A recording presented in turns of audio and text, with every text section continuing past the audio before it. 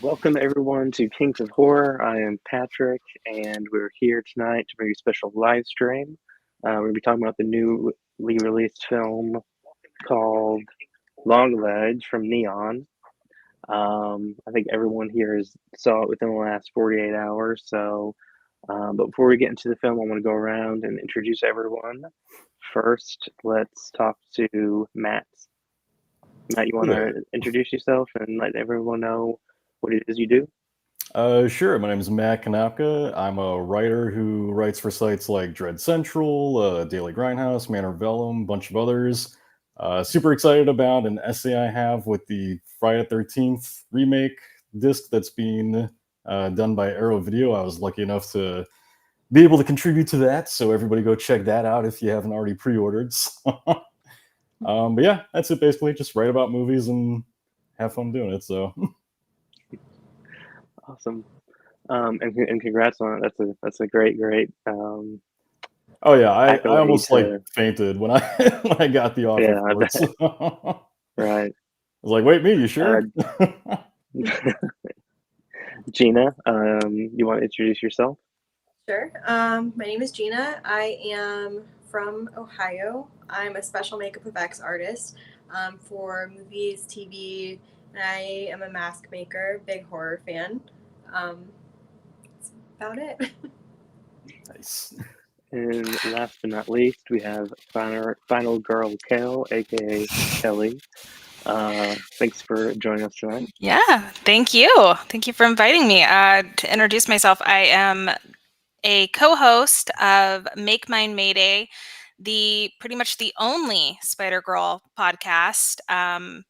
And I'm also a panelist on Spider-Man Crawl Space. Normally kind of paywalled right now because I like to talk about the side books and not always just Amazing Spider-Man. But I also am very into horror, especially Halloween Horror Nights and haunts in the Orlando area.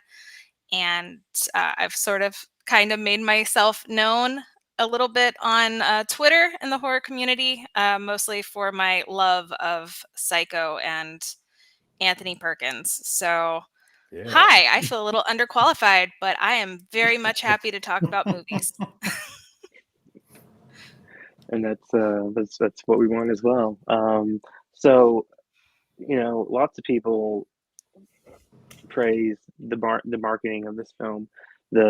Everything from the initial imagery that was released, the trailers, and then now within the last month or so, the kind of ARG meta game that you could play and look at the different case files and documents. So let's just go around and just talk about, did you participate in all that? Did you, anything that came out about Longlegs? Did you look at it? Did you watch it, read it, or did you just stay in the dark the entire time and let it hit you fresh without any preconceived opinions about it?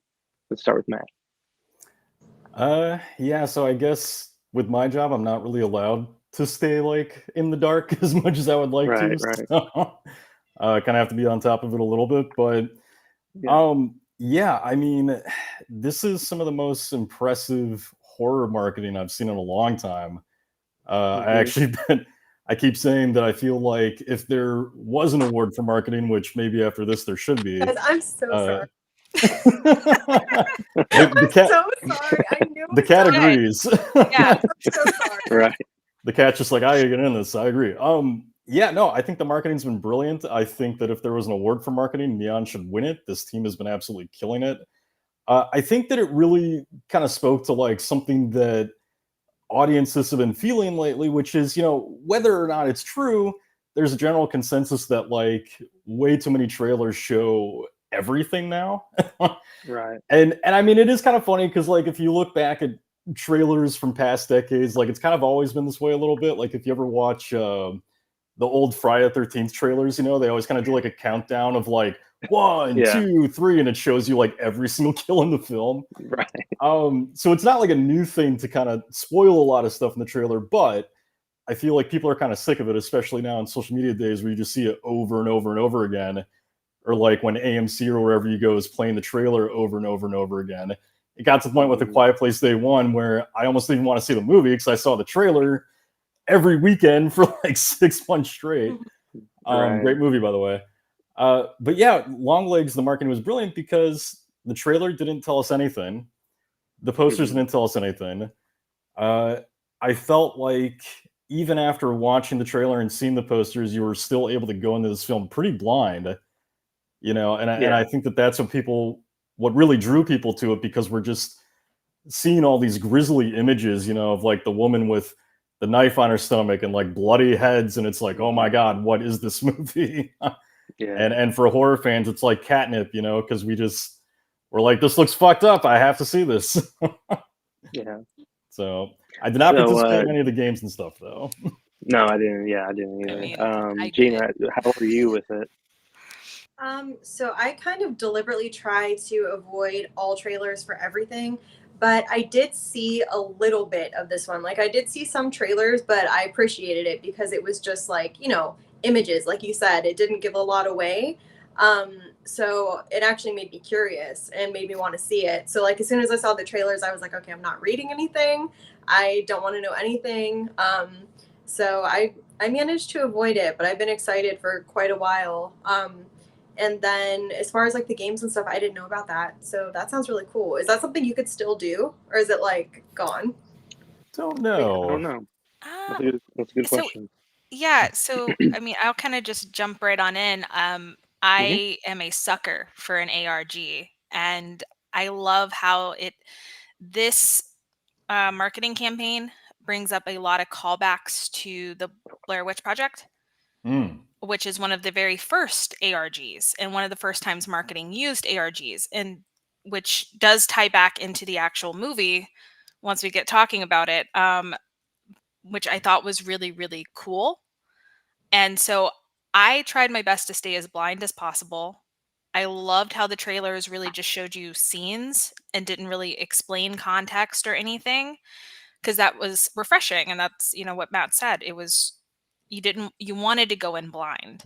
And the ARGs, I think, took a little bit out of it because you had to understand a little bit of context, since it was like trying to decipher Longlegs' cipher and calling the numbers and hearing Longlegs speak to you and talk Super about creepy. talking about meeting the man downstairs and, you know, happy birthday and all that stuff. But again, without context, you don't really know what's happening, and it kind of hypes you up and gets you a little bit more on edge, so to speak. So I think that they were really, really brilliant in it. And as much as I tried my best to go blind, and I think had the ARG not happened, you know, I think I wouldn't have anticipated as much as I did. But at the same time, it's just a good marketing strategy. They just won that right there because it sucks everybody in. You want to get into that story. You want to solve that puzzle. So, yeah, and of course, it's audience participation instead of just cramming it all down our throats. Yeah, and it wasn't like at the end being like, buy your Ovaltine, although they really should have done that. That would have been hilarious. Yeah, drink your Ovaltine. Yep. But it was the little bits and pieces that you really got out of it, though, really just went to the next ARG as much, you know, as it really didn't give you too much of the story. So they did their as best as they could. Yeah. And everyone in the chat, I just want to let you know that we are going to be spoiler free until we will say when we'll be dropping spoilers. So that is coming, but right now it will be spoiler free. And you know, we'll give a warning when we're going to be talking about you know, just stuff that's you want to see for yourself. So yeah, which there's a lot of in this. Yeah.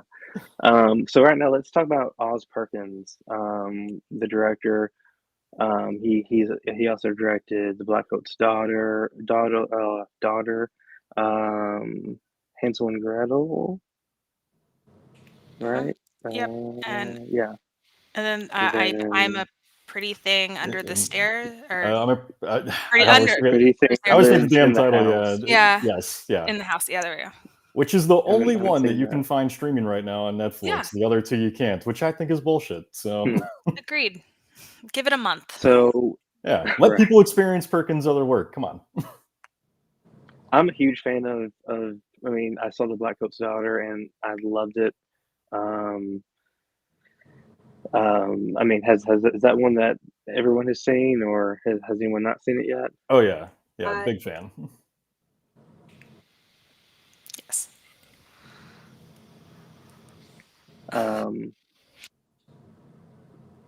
I think he has a good, him as a director. I think he does a good job at instilling just that dread into very just basic shots, but just the way he just has the scenes play out. It's just at the right pacing, at the right speed, and everything. I think he does a fabulous job at that. So let's just if you know about him, what you like about him as a director, what you think some of his strengths are, that kind of stuff.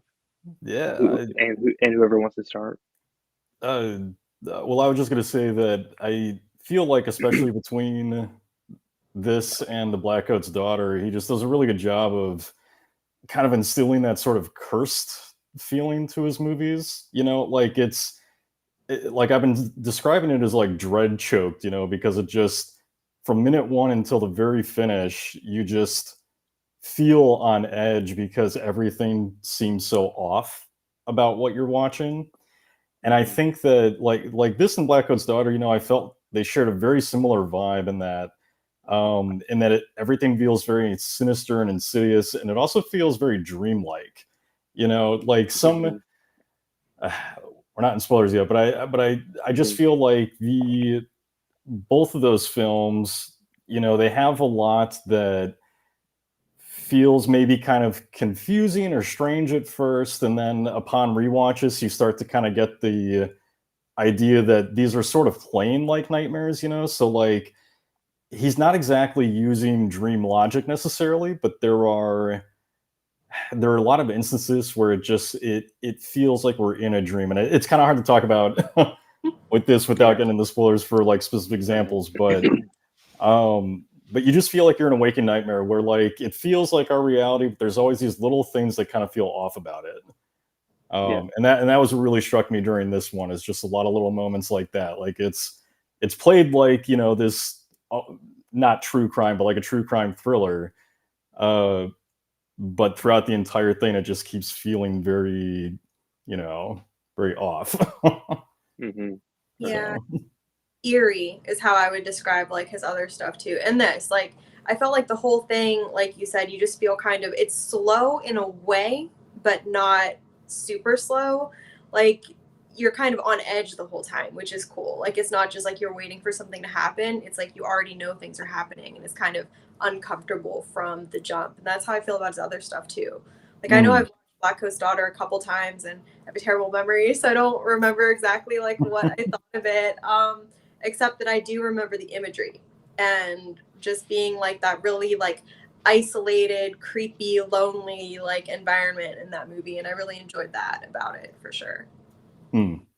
He plays a lot on the color theory, and then just in general like how he shoots the scenes that make it all feel a little off, a little dreary, bleak, and dark, without necessarily being like, it's hard to see in a shot.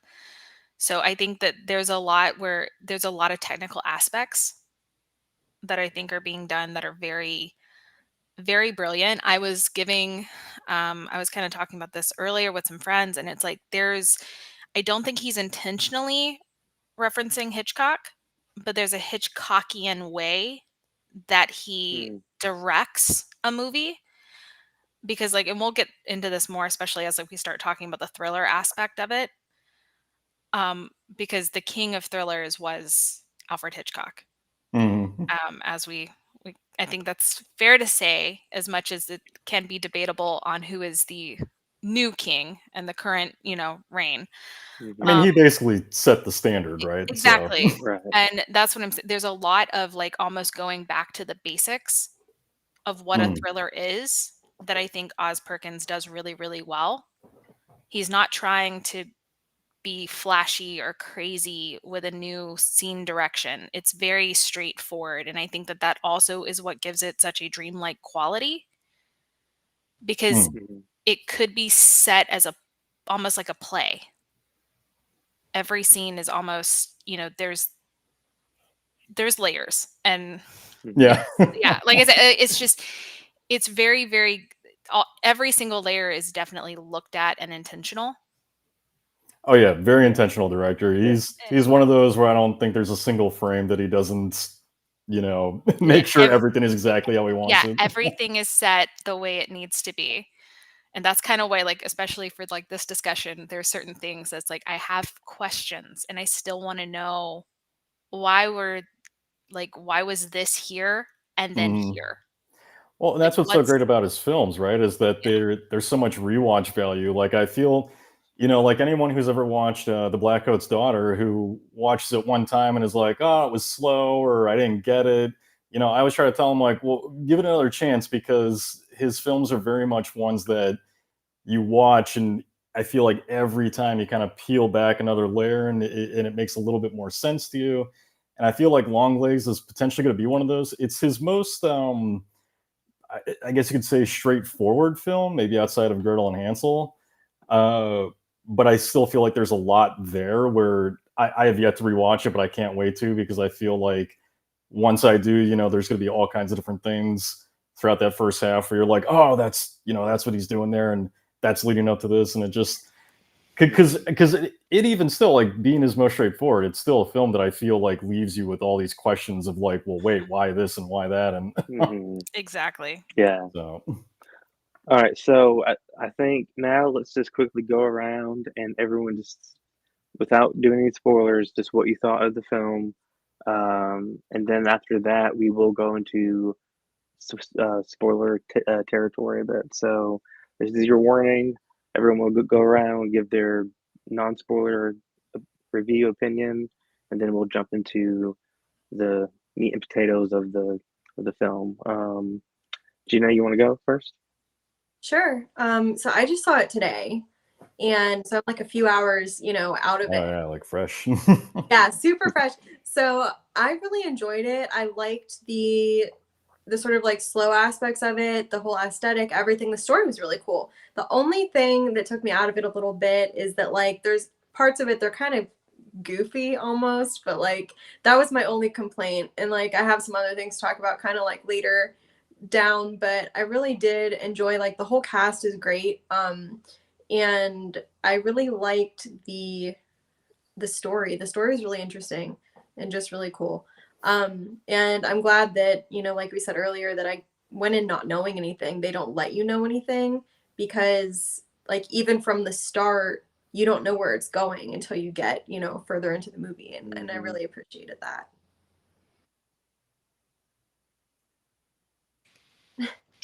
Kelly? Yeah. I think after I watched it on Thursday, and really after sitting with it, because at first I felt a little underwhelmed. I think that the marketing slightly oversold, especially the ARG, slightly oversold what it is. But once you kind of sit and really think about it, it is such a, without spoilers, I would say this is the perfect movie that you rented at Blockbuster and you're putting on a rainy Sunday. And that's probably the best kind of non-spoiler description I can give. It's just one of those kinds of movies, like, you want to sit at home and watch it over and over again and, really think about it. Right. Because if I make a reference to any other kind of movie, I feel like it's going to almost give too much away. Yeah, Yeah. I get that. Sure. And Matt? Yeah, I fucking loved it. Hope this isn't like a PG show or anything.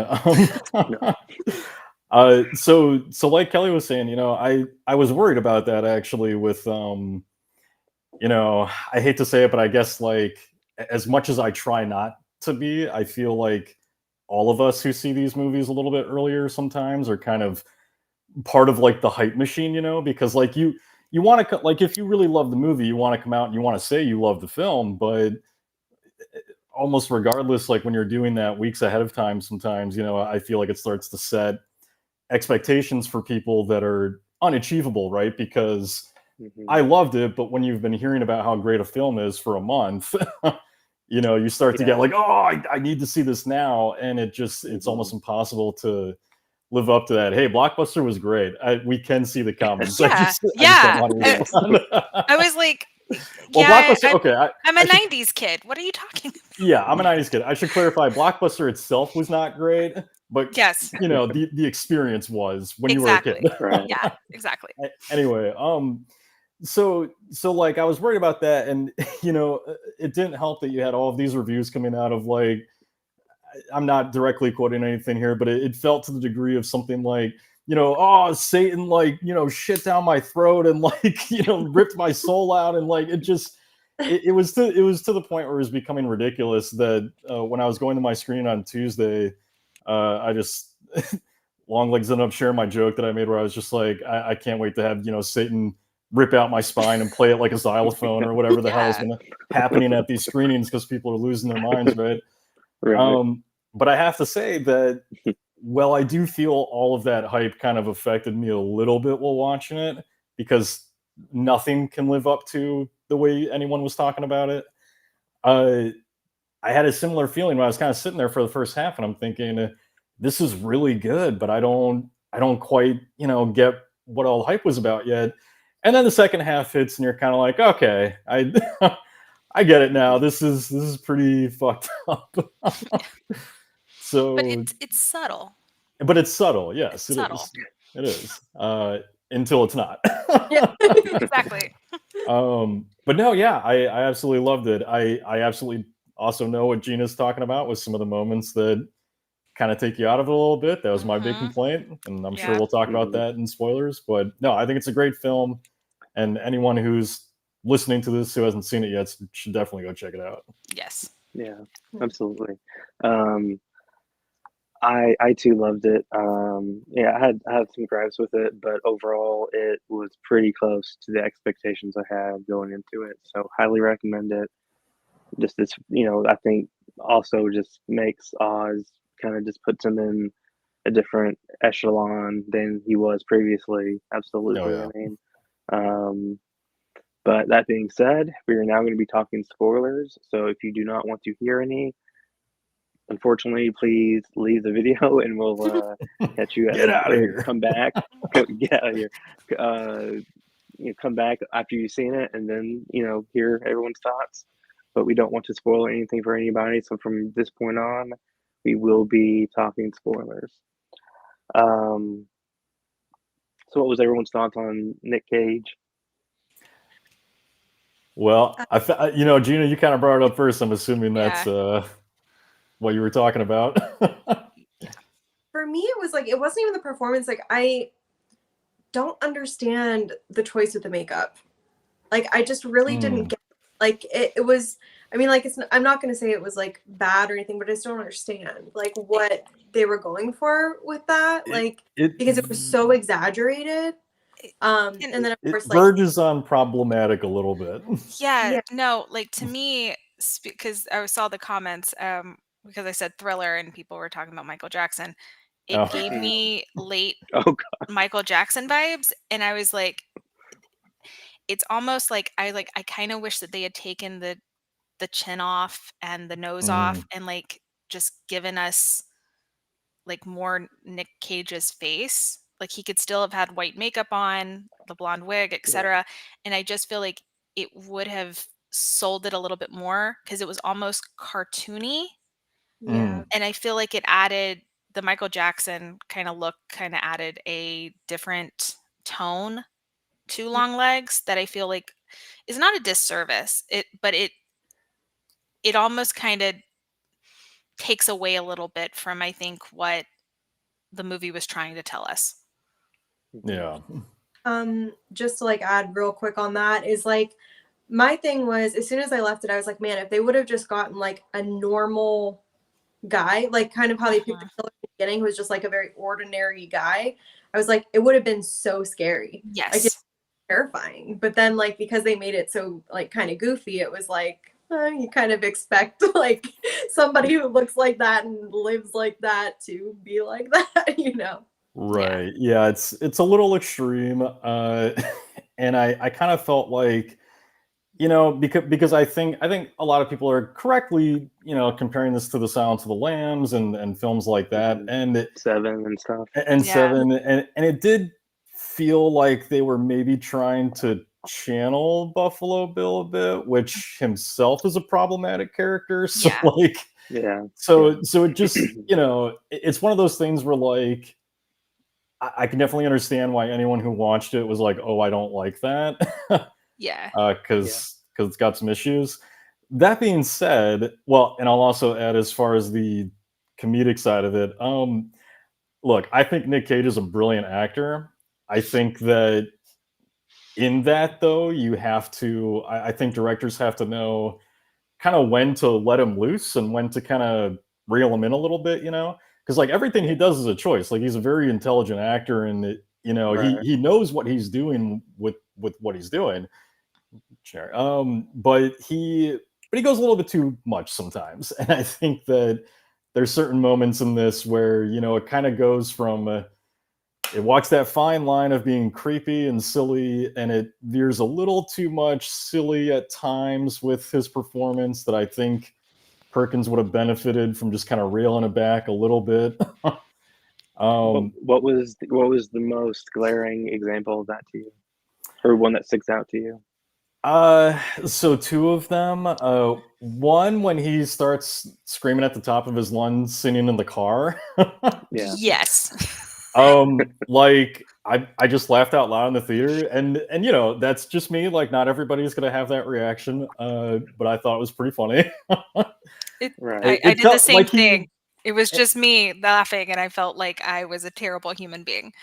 Yeah, but I mean, you know, you start to feel like, I mean, yes, you know, depending on your look on Cage, you can never be too much high desert, but I think the thing with him is like, you know, where was I?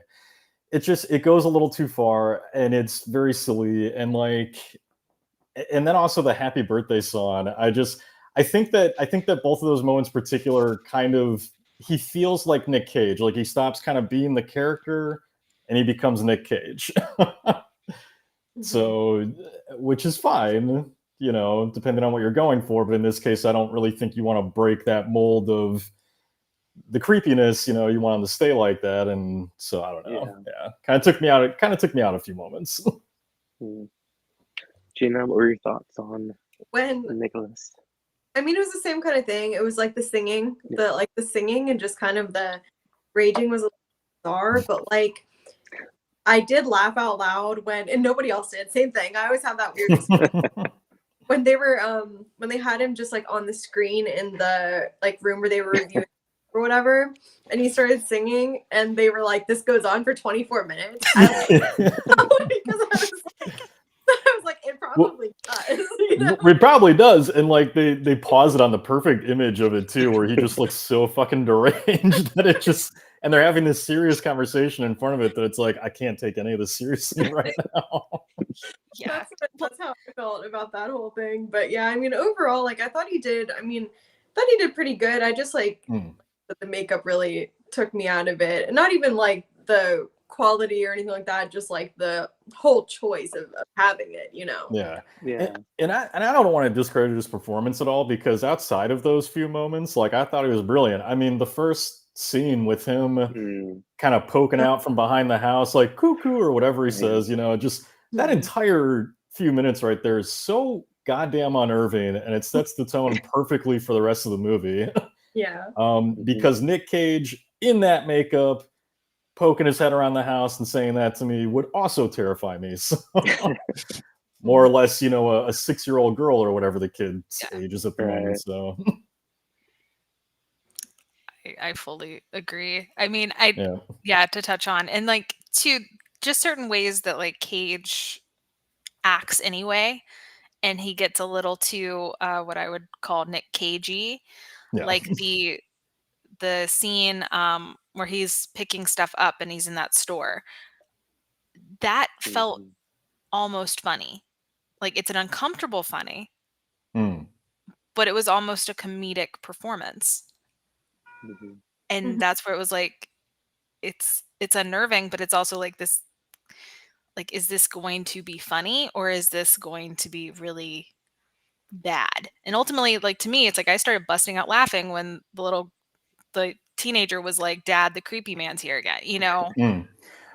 Well, and I will say I feel personally like the humor works better in moments like that when he's kind of interacting with somebody, because the character himself, you know, and the film itself really is just about pure evil, and he himself is pure evil basically. Yeah.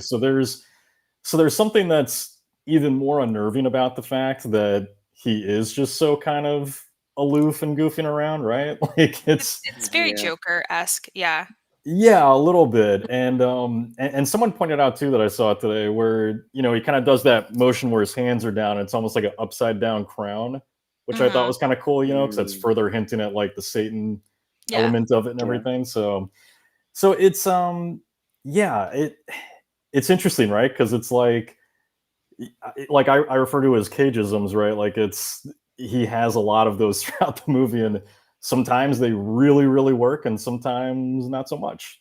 But yeah, no. Ultimately, he was great, though.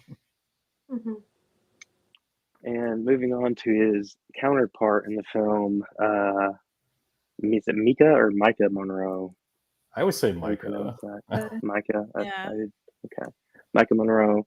I think I first saw her, which I think a lot of horror fans first saw her in It Follows. Yep. This was actually the first time I had seen her since seeing her in It Follows, and I felt like she nailed the character flawlessly. I felt she was squirrely. She was very introverted, dry. Even, you know, like we were talking about scenes where we laughed when she asks her superior if she has to, you know, as far as like coming home with him, you know, see meet his wife and kid. You know, those little moments that, you know, are funny and stuff, but they're light, work well with her character and stuff. So I think she's the star of this film, absolutely. Yeah, I thought she was really good. This is the first time I've seen her in like what I would call like a mature role, I guess. Like, because I've seen her in The Guest, and like she was a sister in The Guest, I think, or somebody in that movie. Yeah. And then, a sister. You know, It Follows. Like those are more like teenage parts. And then the only other thing I saw her in was called God is a Bullet. Okay. I think that's her, but yeah, and it's like a really over the top like action type movie. So it was just different to see her in this like subdued adult part.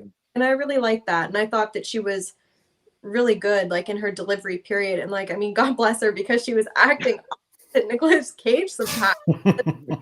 Just, you know, doing and keeping it together, which was, you know, good and everything. The only complaint I had about that, which it wasn't her, I think it was more the sound design, was like the incessant heavy breathing. Like it was like it was so noticeable to me, but I don't know if it was like the sound design and how it was just like really a lot. Because like when she's doing like investigative stuff, I'm like, girl, everybody could hear you. Like that's kind of how I felt that. I thought it was too intense, but that, like I really liked her performance. Yeah, no, her performance was great. By the way, Watcher is a film that you should check her out, and if you've never seen it, directed by Chloe Okuno, very, very good and much more of a mature role for her. I thought she's awesome in that. But yeah, no, she's brilliant in this. Like the breathing, yeah, that's like the sound balancing and everything, and it just I feel like that. I definitely know what you mean. Like it could be kind of obnoxious, but it kind of works too, because she is such a nervous character, right? Mhm. That it helps play into all the little ticks because like I think you just said, it's like people can hear her, and I think that kind of I'm a nervous person, and I remember when I was a kid, like I was like conscious of how loud I was breathing if I was like listening to music or something, and I feel like you that adds to her character because it's like she is that loud person who's probably in her head at that moment thinking I'm breathing too loud, like everyone's gonna look Yeah. at me. Yeah. Yeah. And she just has all those great little ticks. Like she always feels so nervous and stiff, and I thought that was such a great element to her character. Yeah. Well, for me, especially like as we find out more about her, Mm, and she does sort of open up, especially like after she realizes like a lot of her nervous tics are from this trauma. And mhm, so to me, it really plays around with someone who has had some of that trauma and like PTSD and how they act as adults, because normally like those people don't, I mean, they don't make waves, they don't want to, they want their peace, they want their quiet, they want their safety, mm, which is a lot of what Monroe's portrayal as Lee, really Mhm. kind of sets home, is like she doesn't want to be these people's friends like at work. right. She wants to do her work and go home. And when she Yeah. goes home, she's literally in a cabin alone, is the way that it looks and feels. She wants to be alone. She only talks to her mother, and as she's talking to her mother, you kind of get that sense of where she starts to calm down a little bit in the beginning. Mm, And like once I realized like, okay, I really see like this layered performance, which it goes well with this very layered script. Because we're unlocking, these childhood traumas with her essentially. And that's at least like the way I took this story and kind of took yeah. the direction of this movie. And so I thought that like the way she did this was so brilliant. And again, like I said, there's subtleties. There's all these different subtleties. You're not getting hit over a hammer with this portrayal, quite unlike Cage. And I think that's also probably why Cage is in this role Mhm. playing Longlegs, because he is so over the top and different. And so it creates that contrast Polar really opposites, nicely. basically. Yeah. Yeah. And so like I think she's a highlight. I also like, which I don't want to like take the direction, but like I also want to make mention of like Alicia Witt playing Mhm. Mhm. Lee Yeah. Harkin's mother, Mm. and Kiernan Shipna. Yes. Probably Yes. mispronounced her name, but holy hell, was she like Yeah. the shining light, like that, playing that character, just that was so unsettling.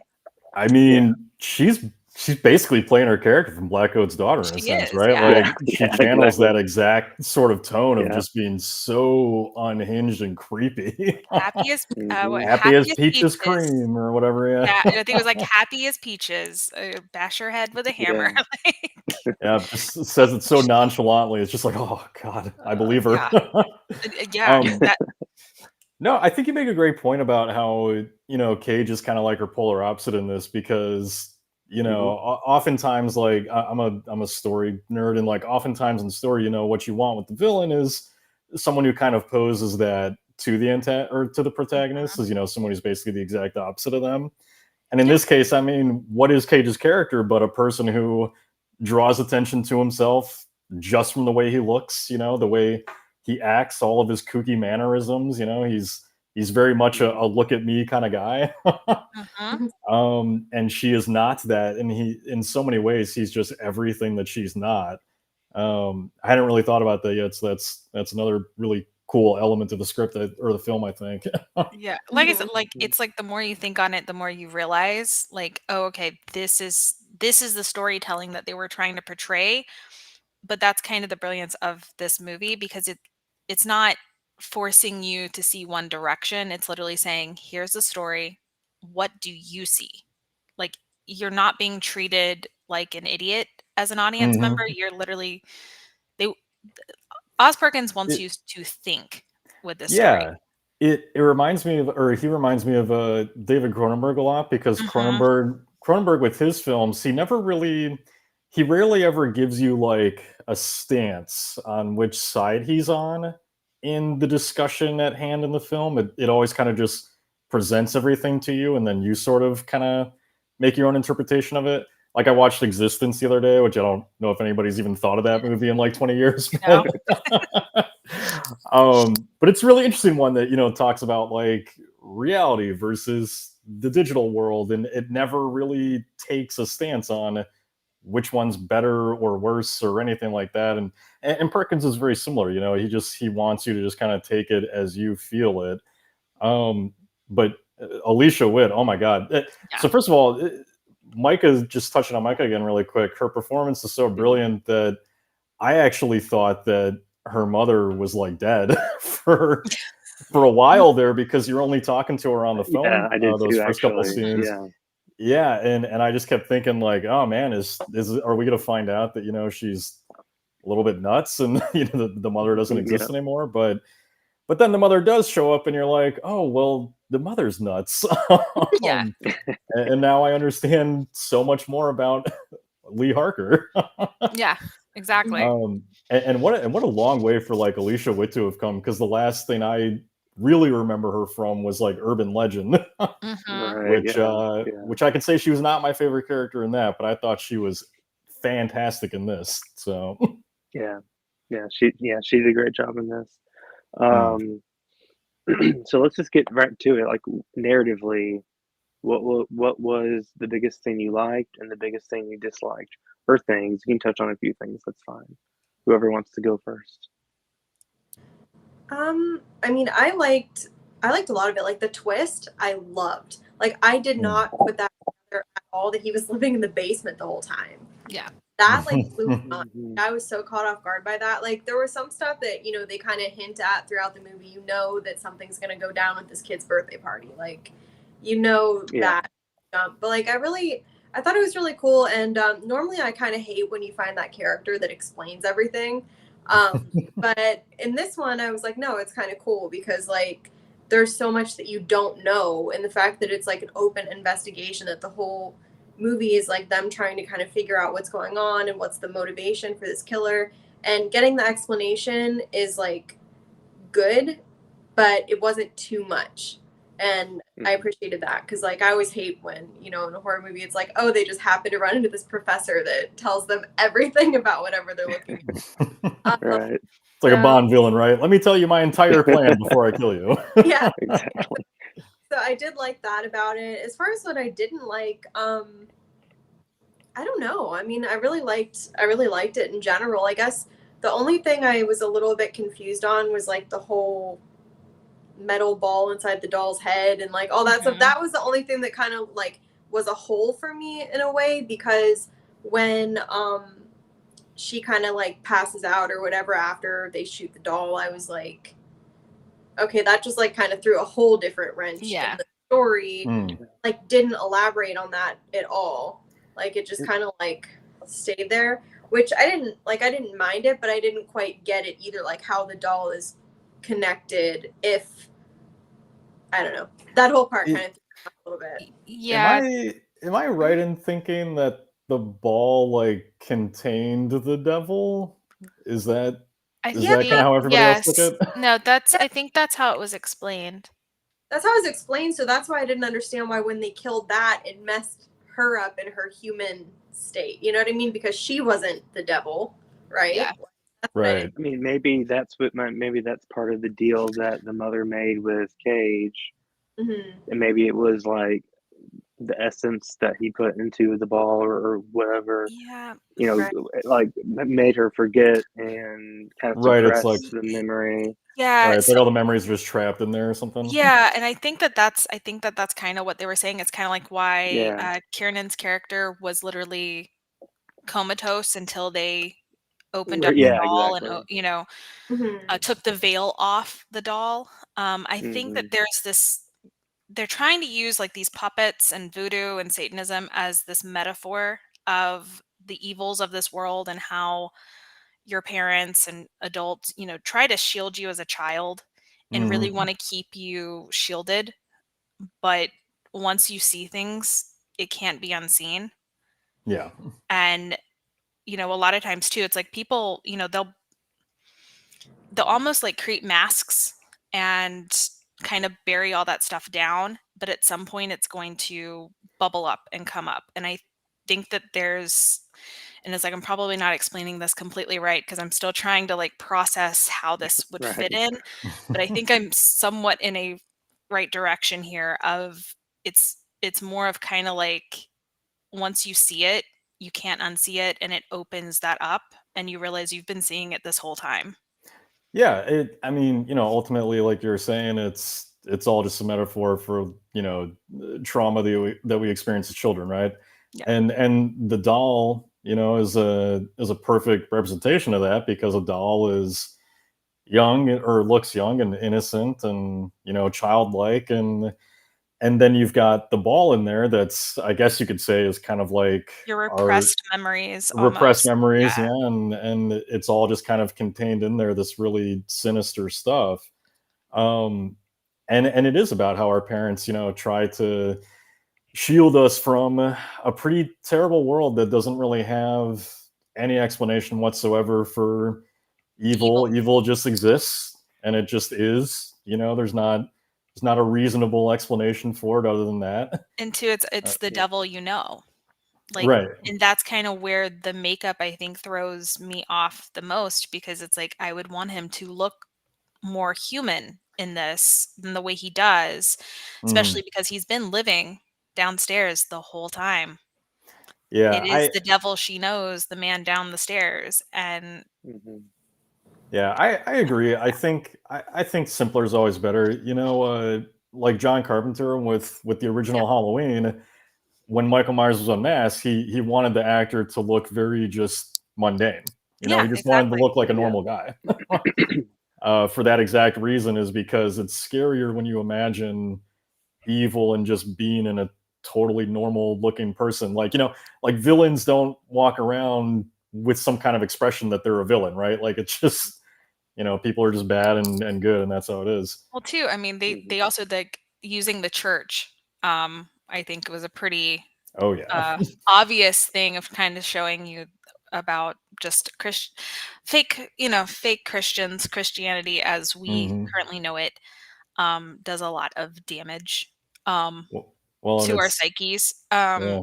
And portraying it as the devil pretends to be, something that they're not, and uses conduits, or like uses Alicia Witt's character, Lee Harkins's mother, because Mhm. she's doing these deeds for Satan in exchange of keeping her daughter safe. So it's also to kind of showing you how parents will do these evil deeds thinking that they are helping you, protecting you.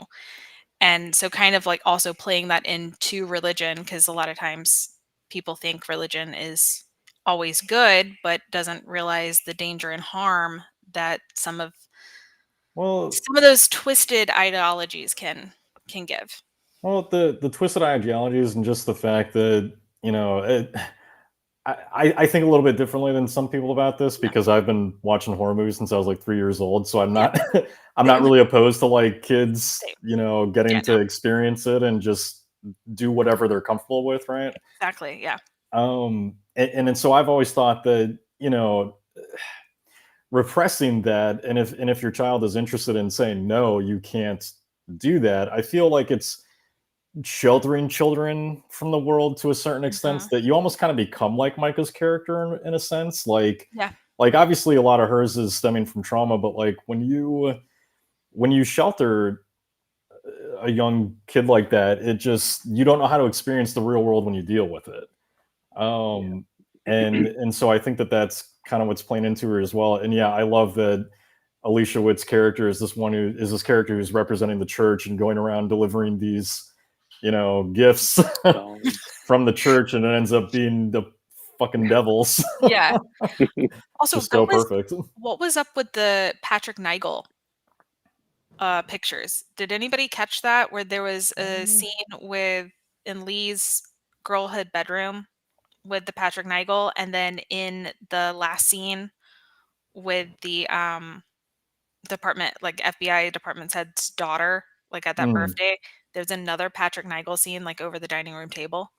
Oh, interesting. No, I the was only like, why are there two? That took me, it slightly took me out because I'm sitting here and I'm looking for stuff and I'm trying to like piece things together because I'm overthinking. But I was like, but why are these Nigel like these very 80s Nigel drawings here? Like what's with this? Especially too if it was like in 1974.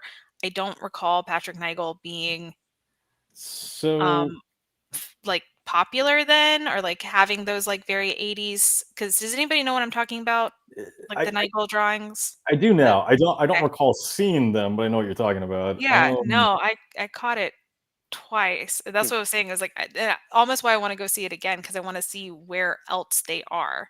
So my only thought on that is I don't have a thought on like why Nigel specifically Yeah. and why in those moments specifically.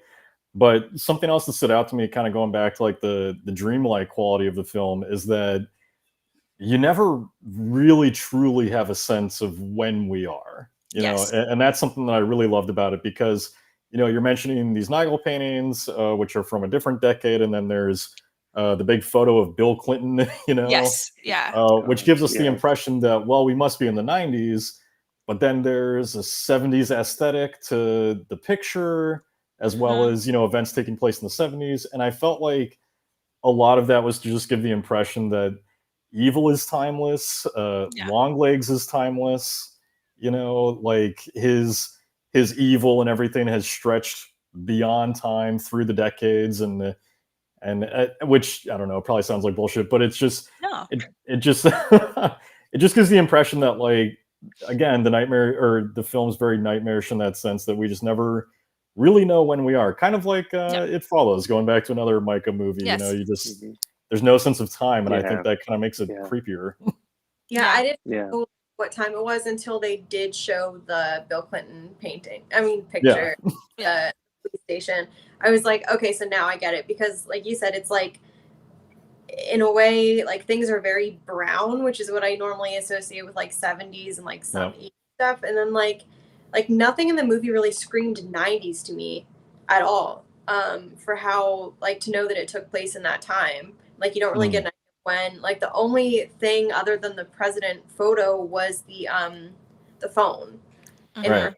that was Well, like things that really gave it away, because their cars, a lot of the cars looked older. Well, that's yeah. why I was thinking Yeah. like 92, 93 is Mm. probably where it probably is set, but at the same time, I like the fact that they didn't say anything, and like I said, like when we see the flashbacks, I'm seeing things that definitely shouldn't be in rooms in 1970, what, 4?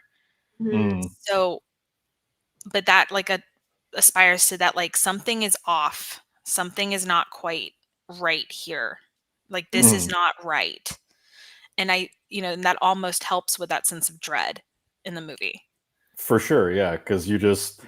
I feel like once you kind of establish that sort of sensation, you don't really know what to expect at any point after that, right? Because if you feel like you're in a nightmare, then yeah, I mean, you know, the most nightmarish thing you can think of can be just around the next corner. So, Mhm. but yeah, very much did not feel like the *90s through a good chunk of it.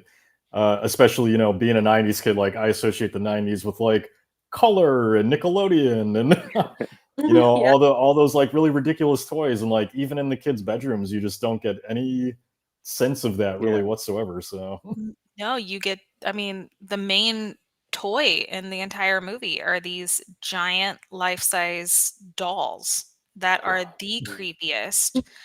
I love when one like before we see Kiernan, when the doll opens their eyes, and it's like very clearly the doll is not really opening their eyes. That's just for us. That's like the one, mm, I would call it the one jump scare in this entire movie.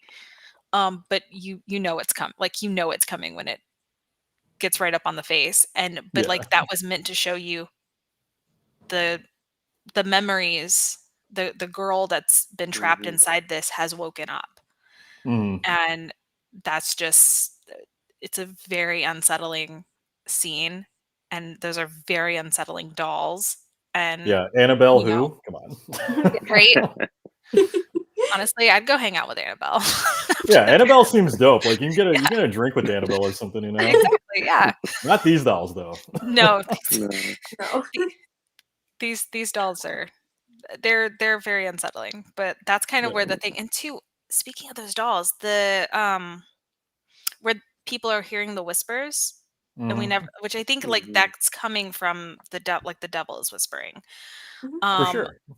But it's such a weird, that was a weird scene, like with the medical examiner that was like way too into the dolls, like way too into the dolls.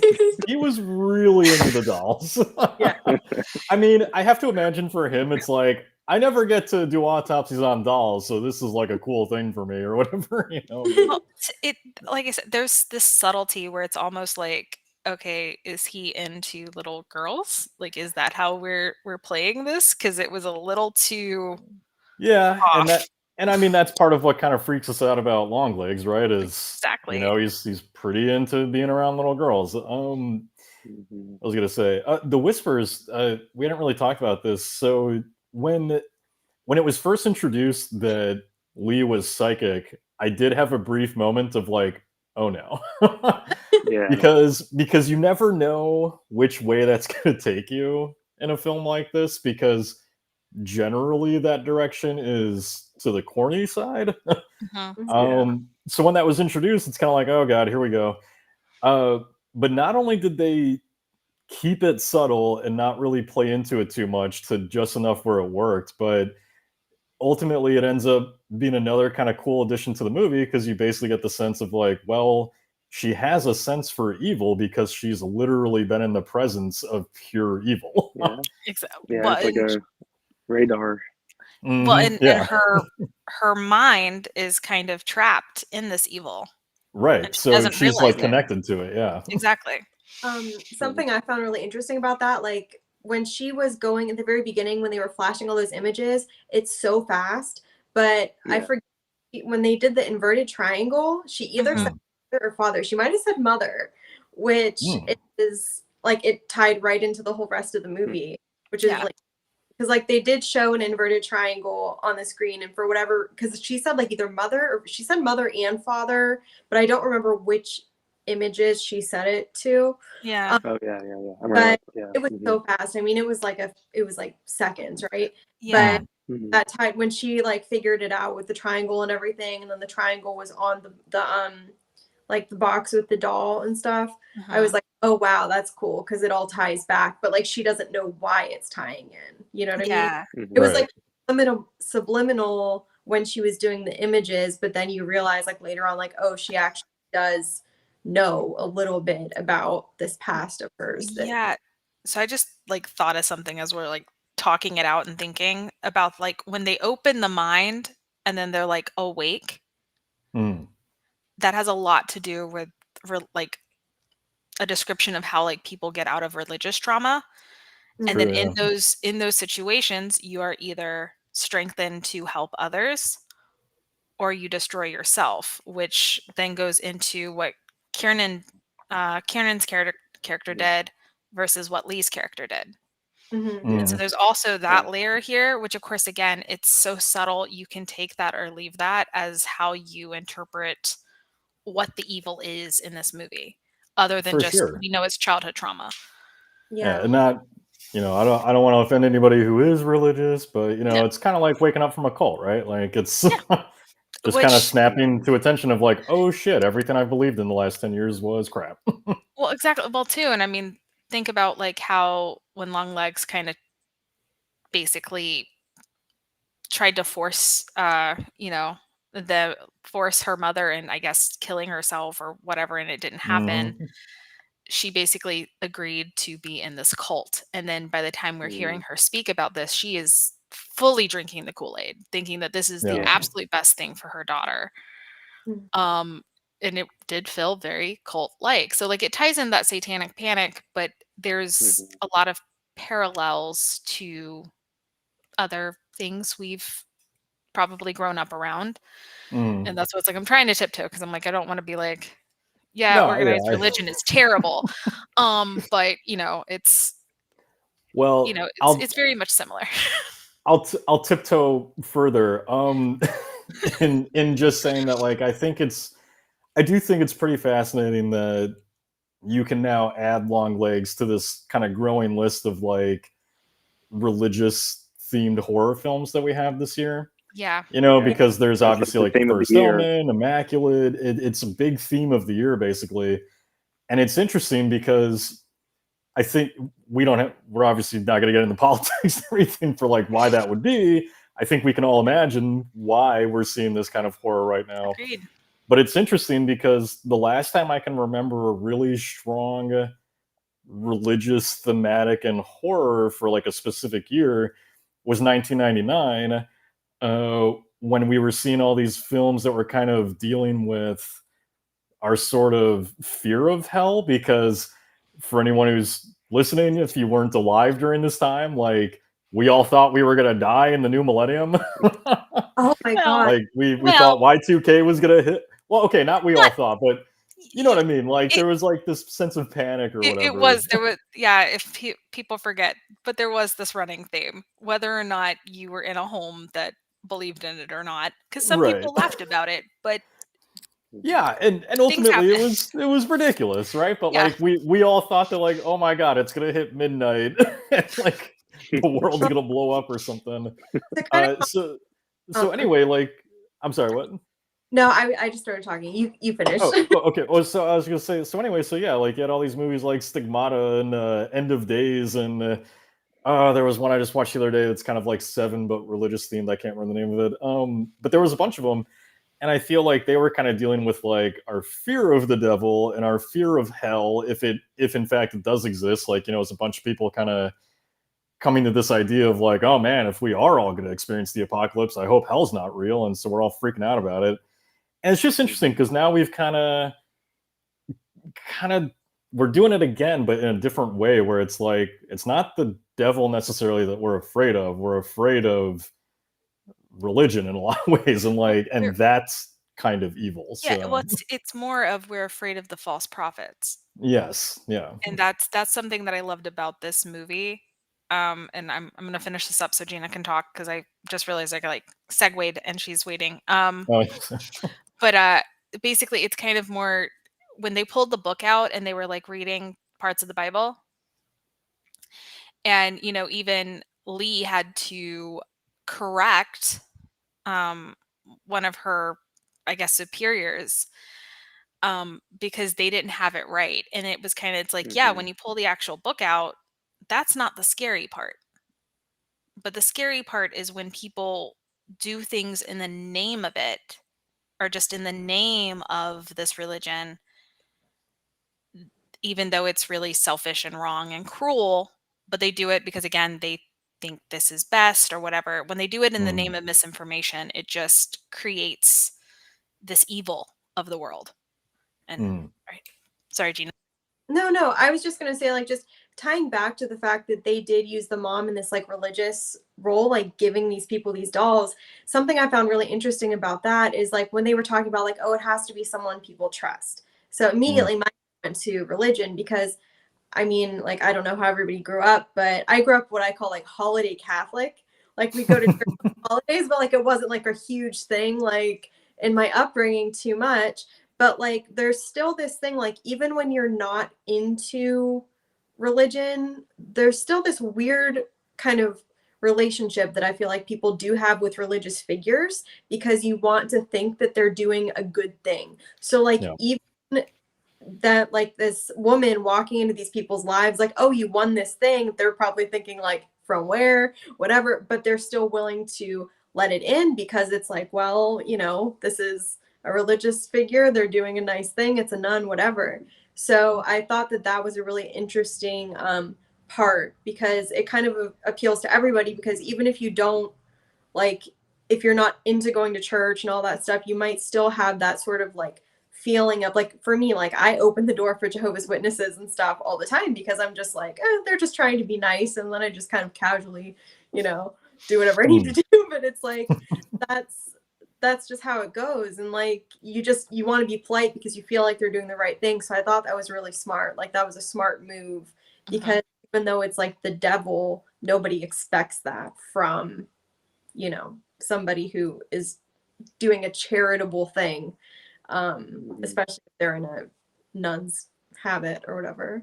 Right. Yeah. So I have one more question, and then I'll let everyone get to their final thoughts on the film. But the question I want to ask is, 'cause I've seen it a lot today on social media, people saying that, oh, well, it wasn't scary. It wasn't scary. Here Do we you feel go. like, do you feel like, do you feel like, let's just talk on that topic. You know, I for one love this film. I think it was scary. Nothing really scares me. Like nothing's gonna scare me Yeah. really. With that being said, you know, and I think I think a lot of those comments are coming from a younger generation. I think, but that being ones that grew up with watching horror movies that were all jump scares. That's what made the film. So just talk on the topic of that, like what makes a horror film a good film? Does it need to scare you? Do you need jump scares? Do you need a slow burn? What's your preference? What do you think about just that topic in general? I mean, I think I'll go first and just say horror is such a broad genre.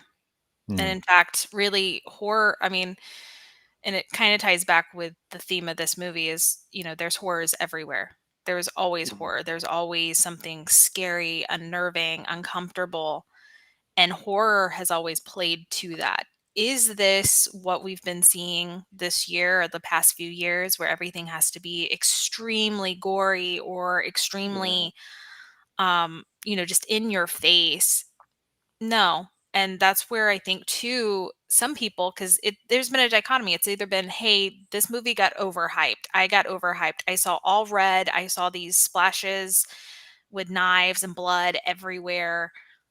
I was expecting more because I was too. I was expecting something different. But what we got was such a subtle, deeply dark thriller that to me, this is something that's going to last. It's already kind of an instant classic because it's like most people who once they like kind of sit and think on it, they're like, I need to go see it again. Now that I know what it is, I need to see it again to appreciate different things and find other little things. And I think that that's where it is such a brilliant movie. And it is a horror movie. People forget that things like Silence of the Lambs, Psycho, The Birds, which I've actually called back to with this one because of how smart the sound, like the soundtrack and score has been for this movie, because it very reminiscent, like you have to be extremely smart to do something like The Birds. And this is very, very smart as well. If y'all can't tell, I love Alfred Hitchcock. But Get out of here. I don't like the person, but I like his movies. But it's just very, very there's a lot of smart plays, intentional plays here. And that's where it's like, this is going to be a classic. It's not something that I think has been expected because we haven't seen it in a very long time. But I think this is one of those movies that's like, I think it's subtle enough. I think it can actually win some awards and should. Absolutely. Yeah. Like Oz Perkins for like best screenplay for Academy Award one day. Maybe not with this movie, but I wish. Maybe not. Maybe best direction, or Yeah. at least the best performance for Maika. Come on. I know. Like, but that's kind of where like I feel like we need to get back into the horror can be almost anything.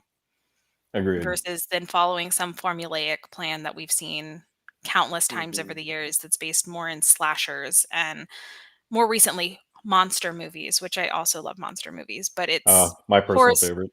I know, but horror is so much more than that. And that's kind of what this movie is. It's something different. Yeah.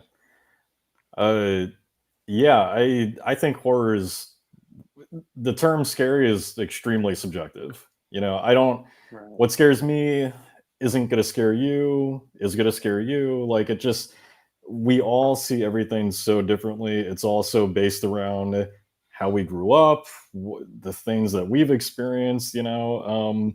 like maybe you experienced, you know, a near drowning or something when you're younger. So anytime something like that shows up in a film, that's going to affect you more deeply than it might somebody else.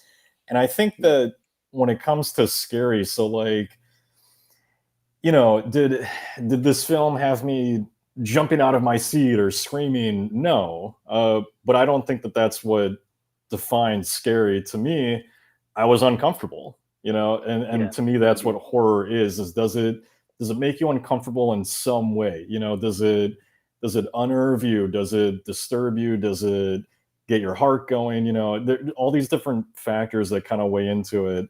So I think that when I see something like, you know, everyone trying to decry like, oh, this isn't scary, it's like, okay, that's your opinion, you know, but that doesn't mean that it's true. And if you're saying it's not scary, or that it's any less of a film. Yeah. Right, exactly. And this is the other thing too, is that I wish this would go away, is that there's this concept, and I experience it with all of my friends who aren't, you know, who are kind of like more of a general sort of audience or whatever, that just if a horror movie doesn't scare them to death, then it wasn't a good movie, you know? Yeah. And I really wish that would go away, because horror is so much more than that. I mean, if you just look at this conversation we've had the entire time, you know, just discussing like how rich the subtext of this movie is, how much it's saying, how much there is to talk about with it. It's so much deeper than whether or not it scares you.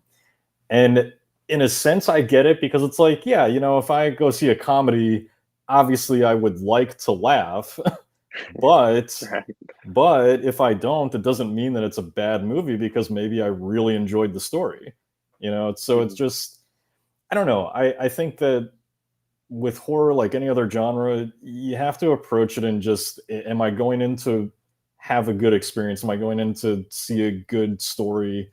You know, I think those are the things that matter most, not whether or not I'm leaving and I might, you know, dreading I have nightmares or something. So, Right. I don't think that's what makes a good horror film. But yeah, I don't know. I don't think I have anything else to add to that, other than it's very subjective, and I think you're doing yourself a disservice if you want to like be jumping out of your seat and think it's terrible if that doesn't happen. So yeah.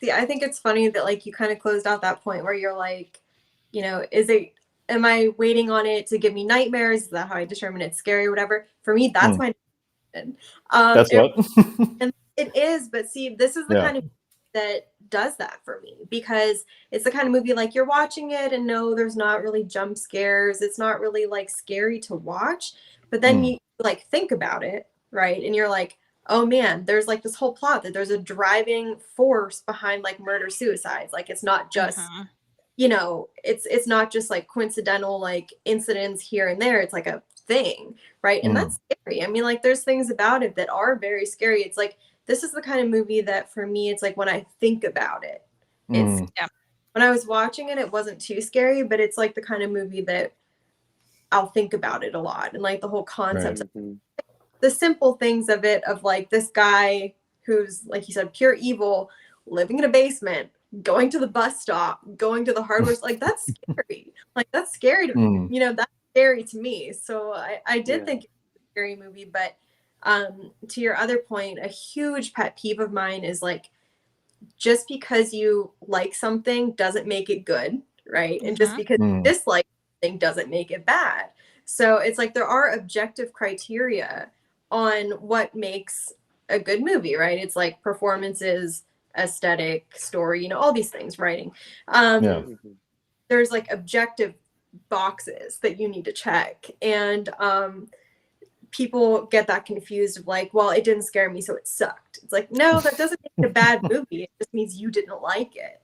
That's really important to be able to distinguish. And I think a lot of people can't distinguish that. Like they just, you know, I run into that a lot with people. So then I do the thing where I'm like, well, explain it to me like I'm in kindergarten why it's the worst movie you've ever seen.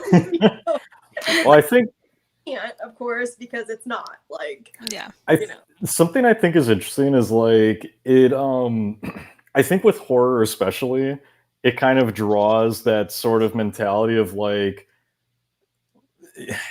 you know, of like, I feel like there's a certain subsect of people that like take a certain pride in walking out of a horror film and being like, that didn't scare me. You know, Yes. like they don't want it to scare them. They don't want to engage with it that way. They just kind of want to feel like tougher because it didn't get to them. And I feel like you don't see that as strongly with other genres. You know, like I feel like it's much rarer to see like, well, that comedy didn't make me laugh, or that action movie didn't have the best. Like I feel like I see those conversations a lot less than whether or not something scared you. So Yeah. I don't know. It's just interesting.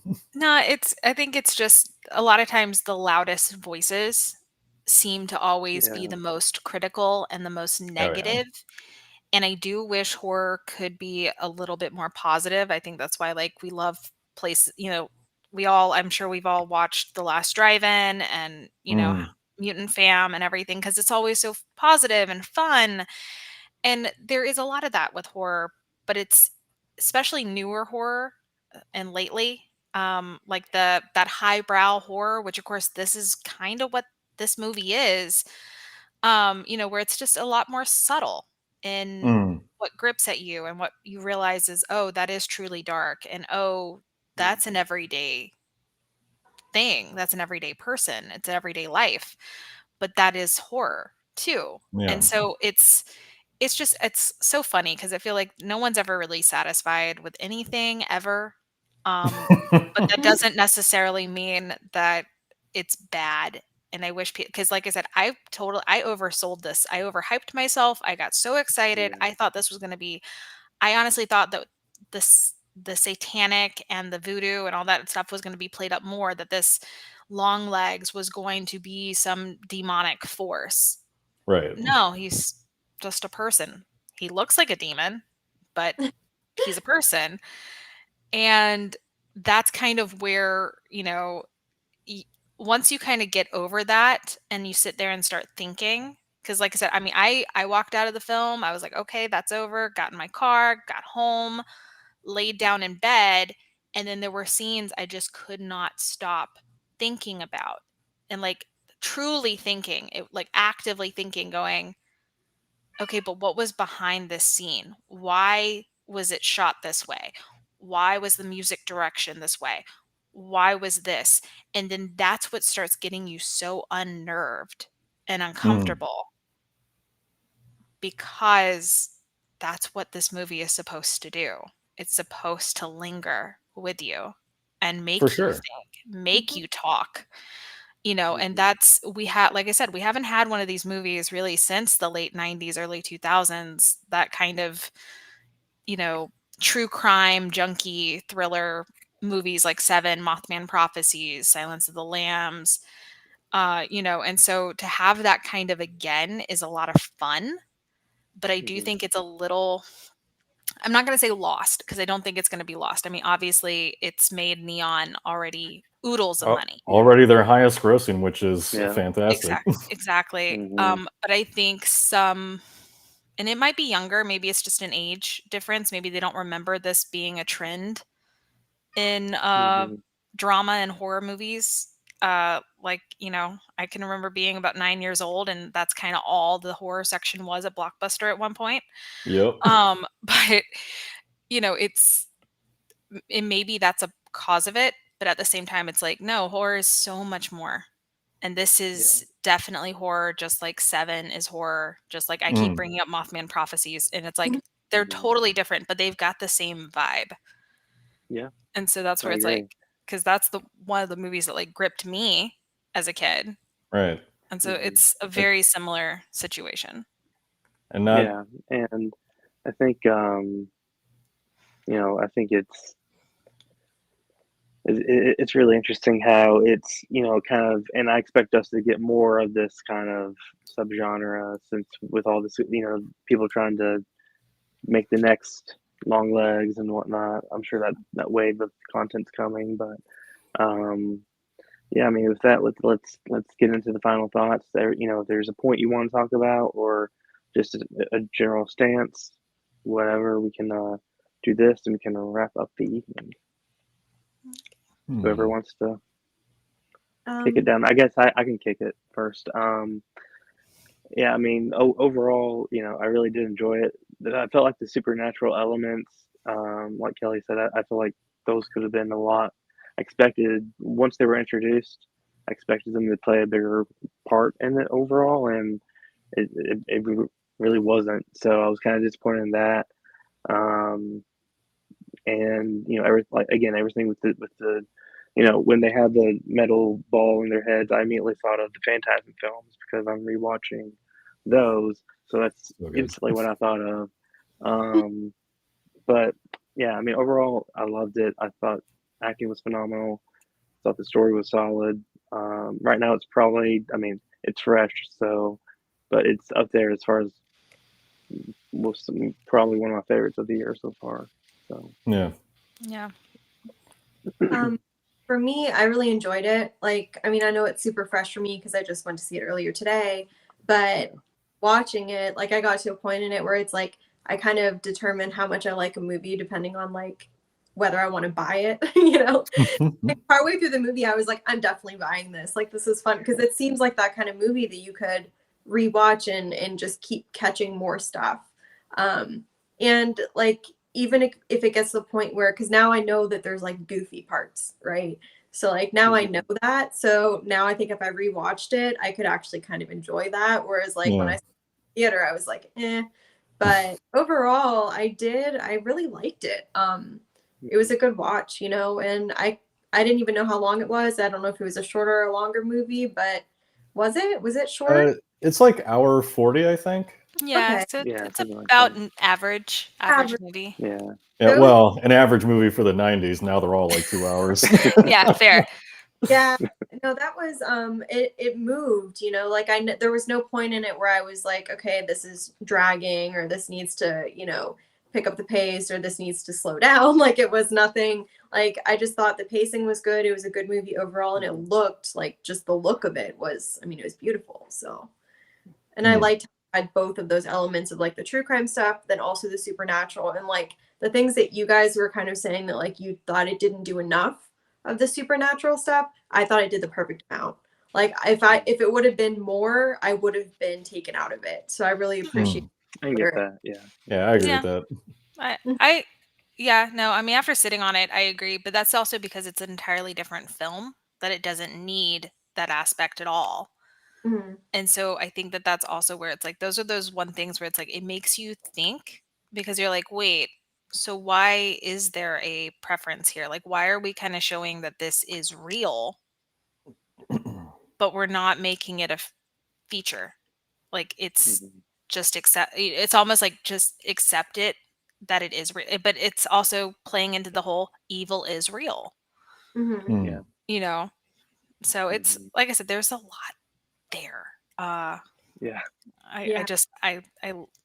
I like it. I really like it a lot. I'm not going to say like I necessarily love it. It's not like in my set of favorite films. I'm not going to like use it as a comfort film. Like I do Psycho 3, which everyone should watch, but that is an entirely different movie. But it is really, really good. That's why in the non-spoilers, I said this movie feels like something you would just put on TV. Like, for you got nothing to do. It's some rainy, dreary Sunday. Let's watch this movie because it captures that like vibe of like you want to watch it over and over again. And it grips at you in that way. I'll also add Psycho 2, incredible for anyone who's Tom watched Holland. it. Yes, no, Tom Holland. So good. I just in general, everybody watch Psycho 1, 2, and 3. If you can find 4, watch 4. But they are all vastly different movies. You talk about like, which is sidetracked, but like talk about Ty West's love letter with X and Maxine and Pearl. That is how those Psycho movies are, and they're from 1960 and 1982 or 1983, 1983 and 1985. And to me, that's one reason why I thought it was fun when Maxine went into the Psycho house, because I was like, I get this reference because all 3 of those movies are so vastly different genres of horror. I just back in marathoned them here. yesterday. There's definitely a lot of psycho connection there. But yeah. I understand that's not what we're talking about. So. No. I'm trying to bring Just it back, wanted but I to- was like, wait, no, okay. But yeah, no, because it's very, like I said, this movie is just, it's a different genre. And I love it for, like, once you know what genre Longlegs is, it does it so well. Yeah. It's just, you don't know what you're getting before you walk into that movie theater. Which I think maybe it does help, even if you overhyped it. Yeah. No, Yeah, definitely. I think it does, because it's, as long as you're open to it. If you're open to experiencing a different kind of movie, it's really good. Yeah, it's I think I can say that I love it now. Because like even as we're talking about it, I'm just realizing because I already really enjoyed it, and even as we're discussing it, I'm just realizing even more how much I really like this movie. Yeah. And I do feel like, just like The Black Coat's Daughter, it's one that I'll probably enjoy even more with every rewatch as you start picking up on more and more details. So I don't really think I have much to add to what you all already said, other than I just want to touch on the expectations thing again, because I don't really see this talked about a lot as far as like the hype stuff goes. And I think it's important for people to kind of keep in mind is like, because, I will admit, like, I get defensive a little sometimes when like social media is always going off on critics for like overhyping stuff or whatever. And I think the thing that people need to consider sometimes is like, again, when you come into something after months of discussion and trailers and all that kind of stuff, it does build a certain sort of expectation. And I think audiences would do themselves well to just kind of remember, like, a lot of critics, for them, they're seeing this stuff before there's any of that. Like when you see this stuff at film festivals, I mean, you'll go into a movie sometimes, there's not a single image of it out there, no trailer, no poster, no discussion, no nothing. So you do go into it with that kind of like fresh experience. And I think that's partially what happened here with Longlegs, because there were people seeing this movie like 2 months ago, I feel like. Yeah. There was private showings, like, I think for the last 3 months. Yeah, I mean, God, I felt like one of the last critics to see this damn movie, It's just like, but it's been going on for a while. And so, those people who saw it 3 months ago, they didn't experience any of this discussion around the hype and everything like that. So, I just think it's important to consider, like, basically what I'm saying is tune out the like super excited elements of it and just think like, okay, if it seems like they really enjoyed it, then it's probably at least a good movie, Yeah. But yeah, the one thing I will add, because we didn't really talk about it, does anybody else feel like, if not the same universe, it's just really cool that Perkins has kind of developed his own sort of vibe and look for the devil, because it's basically the exact same image from Black Coat's Daughter Yeah. that he uses for Satan in this, which I just thought was really fun. Yes. Yeah. No. Yeah, I love. Like, there was a couple points in it where it's like you can't quite tell if it was in the background or not. Like, I'd be like, oh wait, did I just see that? Like, there's a couple points that it's like that, and I love that image. It was so good. Again, it was very subtle. And that's my thing, is like, you have to be actively watching this movie to catch everything. Like, this is, do not have your phone on. You have don't be on your phone at home looking at the screen the whole time, and you just look up when there's loud noises and be like, this movie sucks.